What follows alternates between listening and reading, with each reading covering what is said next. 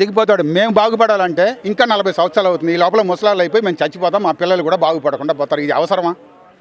చెప్పండి, మీరు థింక్ చేయండి. నేను లేకపోయినా సరే ముఖ్యమంత్రి గారన్నా థింక్ చేయమని చెప్పండి. మరీ ఘోరంగా ఉంది కదండి. కొంచెం చూసి ఏదైనా ఏం చేయాలనేది కొంచెం ఆలోచించి ప్రజలకు మంచిది చేయండి సార్. ఎందుకు ఇట్లా అందరినీ ఇబ్బంది పెడతారు? ఆ మూసి లేకపోయినా మేము బాధ లేదు, అట్టాగే ఉండండి, మాకేం ప్రాబ్లం లేదు. దాన్నే 2 పక్కల రైలు దాకా కడితే అయిపోయా.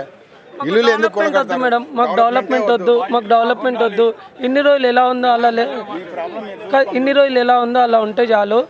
ఏమన్నా డెవలప్ చేస్తే అక్కడికి రోడ్లు వేయమని చెప్పండి. అండర్ గ్రౌండ్ సిస్టమ్కి కూడా వర్క్ చేయొచ్చు. మీకు మొత్తము మీకు ఈ కాలువ నుంచి చూసుకుంటే ఆ కాలువ వరకు 800 మీటర్లు వెళ్తుంది మేడం. దానికి డెవలప్ చేసే ఛాన్సెస్ కూడా ఉన్నాయి. ఎవరు గరీబ్ వాళ్ళు ఇల్లు కులగొట్ట అవసరం కూడా లేదు. ఇంకో అండర్ గ్రౌండ్ సిస్టమ్ కూడా చేయొచ్చు, ఎన్నో చేయొచ్చు మేడం. ఇదంతా ప్రజలని ఇబ్బంది పెట్టడము, బాధ పెట్టడము, ఇవన్నీ అవసరమా మేడం? ఇప్పుడు సీఎం కూడా అయినా కూడా ఇంతమందితో తిట్లు తిని అవసరమా? ఫ్యూచర్ జనరేషన్ ఎవరి జనరేషన్ మేడం? ఇప్పుడు రేవంత్ రెడ్డి 100 సంవత్సరాలు బతుకుతాడా? నేనేమన్నా 100 years బతుకుతానా? ఫ్యూచర్ అదే డెవలప్ అవుతుంది మేడం. ఇన్ని రోజుల నుంచి డెవలప్మెంట్ లేని 6 నెలలు వచ్చిందా? ఆ మూసి లోపల పిల్లర్లు వేసుకొని కట్టుకుంటారు రాదా? పర్మిషన్లు ఎందుకు ఇచ్చారు? ట్యాక్స్లు ఎందుకు ఇచ్చారు? రోడ్లు ఎందుకు ఇచ్చారు? కరెంట్ బిల్లు ఎందుకు ఇచ్చారు? ట్యాక్సులు కట్టించుకుంటున్నారు. అవన్నీ గవర్నమెంట్ ట్యాక్స్ కట్టకపోతే 100 మెసేజ్లు వస్తాయి మేడం డైలీ. ఒక ఇయర్ ట్యాక్స్ కట్టకపోతే డైలీ మెసేజెస్ వస్తాయి. ఆ దాని మనీ ఎందుకు ఫైనల్ అని చెప్పి ట్యాక్సులు కూడా పే చేస్తాం మేడం. మా దగ్గర ఆన్ రిపోర్ట్ మొత్తం ఉన్నాయి. మా దగ్గర మొత్తం ఎల్ఆర్ఎస్ పేడ్ మొత్తం అవన్నీ ఉన్నాయి. అది ఎల్ఆర్ఎస్ అంటే మీనింగ్ మీకు తెలుసు మేడం, ల్యాండ్ రెగ్యులేషన్ పర్మిషన్. ఆ పర్మిషన్లు ఉన్నాయి మా దగ్గర, బఫర్వి అన్నీ ఉన్నాయి.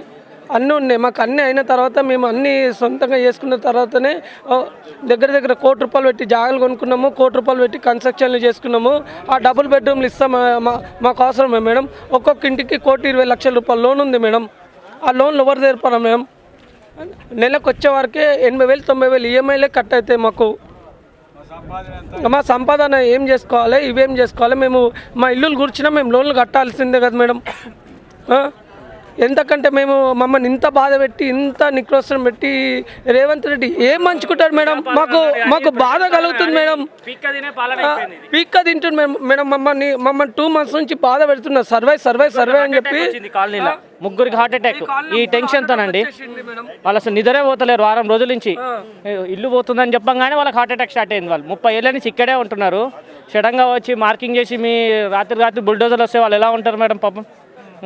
ఇప్పుడు ఇల్లు చూపించారు మేడం. ఒక్కొక్కరు ఇన్ని కోట్లు పెట్టి లక్షలు పెట్టి లోన్లు తీసుకున్నారు. ఇప్పుడు ఎక్కడో డబుల్ బెడ్రూమ్ ఇస్తారు అంటే ఎంతో ఇష్టంగా మేము కట్టుకున్నాం. మేము ఇల్లులు ఎక్కడో పోయి డబుల్ బెడ్రూమ్ ఇస్తామంటే ఎలా ఉంటాం మేడం? మేము ఉండగలుగుతామా? మేము రేవంత్ రెడ్డి లెక్క పల్లెటూళ్ళకి వెళ్ళి వచ్చిన వాళ్ళమ్మా మేమేమన్నా? రేవంత్ రెడ్డి అంటే నేను తార్నాకకి వెళ్ళే చేసుకున్న పిల్లని అంటాడు. మరి రేవంత్ రెడ్డికి హైదరాబాద్ మీద ఇంతన్న సానుభూతి లేదా? రేవంత్ రెడ్డిని ఒక ఎమ్మెల్యే కూడా కొడంగల్ నుంచి గెలిపేయకపోతే, ఒకప్పుడు మేము మల్కాజ్గిరి నుంచి ఎంపీగా గెలిపించుకున్నాం మేము రేవంత్ రెడ్డిని. ఆ విశ్వాసం కూడా లేదు. రేవంత్ రెడ్డి అన్నాడు ఒకప్పుడు, నేను మల్కాజ్గిరి ప్రజలకి, ఎల్బీనగర్ ప్రజలకి ఎంతో రూపంలో ఉన్నా అని అన్నాడు. మరి ఇప్పుడు అది ఏమైంది మేడం? ఆ మాట ఇప్పుడు ఎటుపోయింది? మా గొంతులు పోయినాయి, నోళ్ళు పోయినాయి, మాకు ఎనర్జీ కూడా వెళ్ళిపోయింది మేడం. మొత్తం మాకు మాట్లాడే ఓపిక కూడా లేదు. ఇక ఎప్పుడైతే జేసీపీలు వస్తాయో మా మీదకి ఎక్కిచ్చేసి ఇల్లులు కూడా కొట్టేసుకోమనండి. ఇచ్చేస్తున్నాం మేడం. ఇక రేవంత్ రెడ్డికి ఇచ్చేస్తున్నాము. మమ్మల్ని చంపేసిన తర్వాత ఇల్లులు తీసేసుకోమనండి. ఇక అంతకని చెప్పదలుచుకోలేము. మాకు ఏ పార్టీ మద్దతు ఇచ్చినా కానీ మాకు ఆ రేవంత్ రెడ్డే చెప్పాలి మాకు. అయినా కానీ ఇప్పటికిప్పుడు కూల్చామని అన్నారు కదా, మీకు మార్కింగ్ ఎన్ని డేస్ అవుతుంది మార్కింగ్ వేసి? మరి మార్కింగ్ నిన్ననే వచ్చింది మేడం. రేపే కాల్ చేయమంటుంది మేడం. శనివారం ఆదివారము బంద్ ఉంటాయి మేడం. కోర్టు నుంచి స్టే తెచ్చుకోనికే వీలుండదు. మళ్ళీ ఇంకా 2 రోజులు అయితే దసరా హాలిడేస్ కూడా వస్తాయి మేడం. 13 రోజులు వస్తున్నాయి దసరా హాలిడేస్ కోర్టుకి. స్కూల్కే 13 రోజులు వస్తాయి. ఇక కోర్టుకి మినిమం 20 రోజులు వస్తాయి. ఇక మొత్తం హైదరాబాద్ మొత్తం నేల మొత్తం చేసేస్తాడు. ఇక హైదరాబాదే లేకుండా చేసేస్తాడు. ఇక ఈ హైదరాబాదే లేకుండా చేసి ఏం చేస్తాడు ఆయన?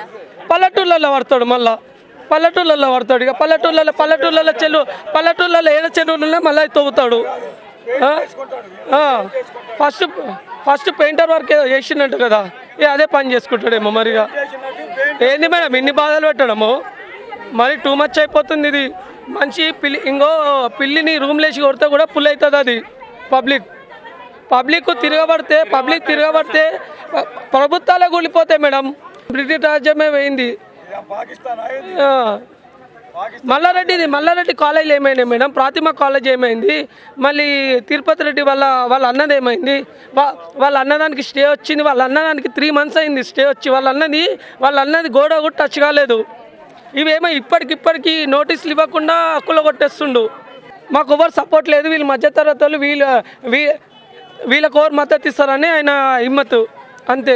ఆయన ఎన్ని ఓన్లీ ప్రజలకే నష్టం అంటారా ఆయన పాలన వల్ల? అంతే మరి, అంతే మేడం, అంతే.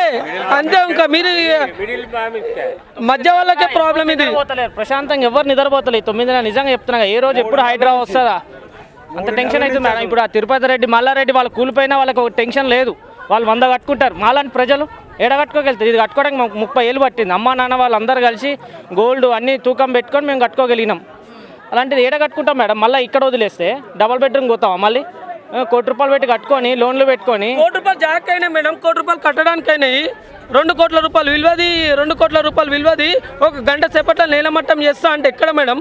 మాదేమన్నా 5 అంతస్తుల బిల్డింగ్లా 6 అంతస్తుల బిల్డింగ్లా కులగొట్టడానికి G+1 G+2 ఇల్లులు అంతే. అంతకన్నా మించి లేవలేవు ఈ కాలనీలో. మొత్తం సర్వే చేసిన మీరు ఎంక్వైరీ చేసినా కానీ 2 అంతస్తులు 3 అంతస్తుల కన్నా ఇల్లులే వెళ్ళాయి. ఇక్కడ అపార్ట్మెంట్స్ కూడా తక్కువ, చాలా తక్కువ అంటే చాలా తక్కువ.